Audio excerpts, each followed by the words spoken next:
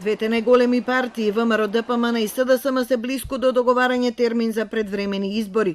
Компромисот се бара меѓу опозицијското барање за април или мај и владината понуда за октомври наредната година.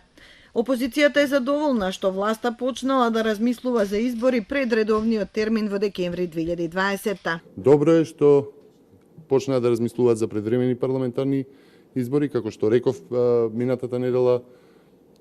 Тоа што беше посочено од Зоран Заев како октомври беше добра основа за понатамошно разгледување. Сега гледаме дека доаѓаме до април и мај, каде што од таа страна се прифаќа дека е возможно да бидат предвремени избори во тој дел. Стоилковски, како и вчера лидерот Мицкоски, не открива детали. Важно е, велат, да се прифатат забелешките на ОПСЕ ОДИХР.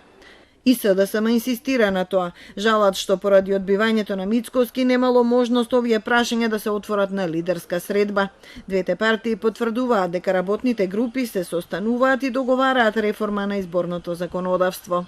Во периодот кој што ни следува, ќе се отвори прашањето за изборниот модел, ќе се отвори прашањето за преференцијалните листи, кои што имаме намера да ги спроведеме и секако треба да имаме во предвид дека тие разговори се водат под надзор некаков и во согласност со членови од ОДИХР. По председателските избори ОДИХР изнесе повеќе забелешки на изборниот законник, сугерираат измени во делот за финансирање на изборната кампања, во водењето и заклучувањето на избирачкиот список, во жалбената постапка. Освен тоа, СДСМ и повеќе помали партии бараат поголеми промени во изборниот модел, една изборна единица и отворени листи. ВМРО ДПМН ја отвори можноста за враќање на мнозинскиот изборен модел, а за ДУИ е најприфатливо намалување на бројот на изборните единици од 6 на 3.